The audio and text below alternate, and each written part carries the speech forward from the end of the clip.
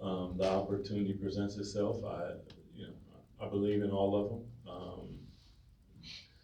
Unfortunate, but when the opportunity presents itself, that's why we're a team. This isn't an individual sport; it's a team sport. So we come together as a team, and that will be the goal this evening. Doug, do you have any idea whether Zach or Jake will be available tomorrow? I'm hoping so. I know my head might look like a crystal ball, but it is not, Jason. Um, but yeah, I got my fingers crossed for that for sure.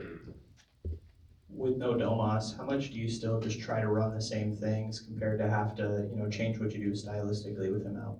Um, I mean, Domas is a special player, so you can run the same stuff, but it's just a little different because of what he brings to the game. So we stay in our sets. We'll look for other options and different things, but for the most part, it's a simple game, man. It's simple, like drive, kick, swing. You want to create an advantage, keep the advantage.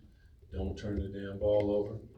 Make sure that you're sharing the basketball with your teammates, um, and play with an extreme amount of joy.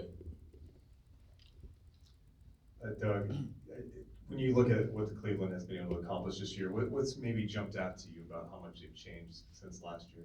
Um, I think that watching them and looking similar to what I just said, the joy that they play with, I'm watching on their bench when they make a play. For me, I always look at stuff like that because I think it symbolizes like what you're about. Because if you're not happy for your teammates, and they are all extremely happy, it doesn't matter if it's a starter, it doesn't matter if it's a reserve, last guy on the bench, it doesn't matter. I will probably look also at their ball movement and body movement. It looks at a really high level. And then I will say the selflessness of their superstars, I think jumps out at me. Um, you know, Donovan isn't really caring if he gets 36. He's probably even more happy when he gets 10 assists, looking at the way that he's playing, throwing lobs and all the different things. So, um, yeah, kudos to them. They've unlocked some things, and it's a good style of basketball. Doug, I just wanted to ask you about, obviously you got Terry Taylor up here. You had him in training camp, saw him over the summer. Just what have you seen in the time that he's been with the Juilers?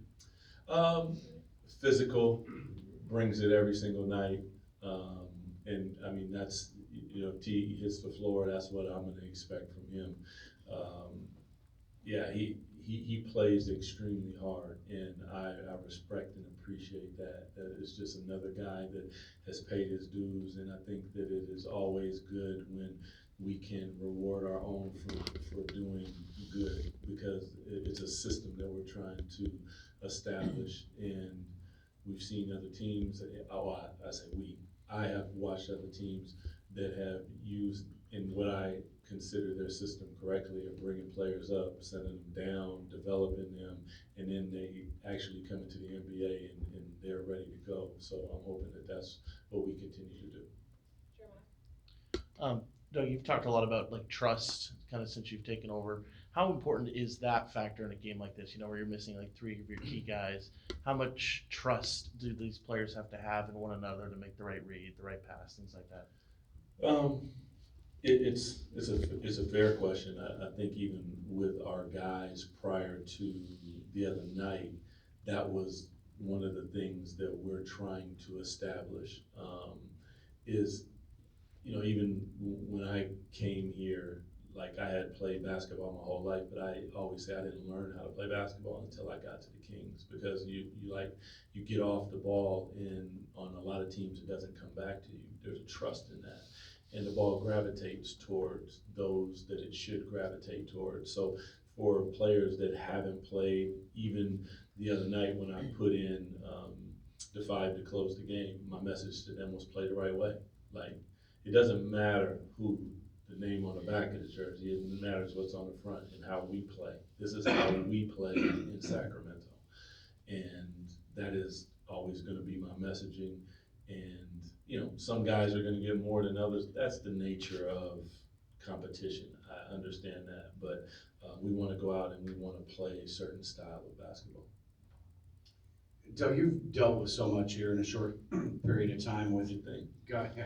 guys in and out, you know, and in addition to guys joining the team, guys, you know, in your rotation, coming in and out of the lineup, like how are you handling all this on like a personal level? Big opportunity for you. I know you're doing the best you can, but how are you processing it and then just trying to tackle like one thing after another right now? Copious amounts of copy. You know, like, I'd say like my whole life I've kind of been dealt certain things, and, you know, my mom would always say, don't complain, be appreciative of the opportunity.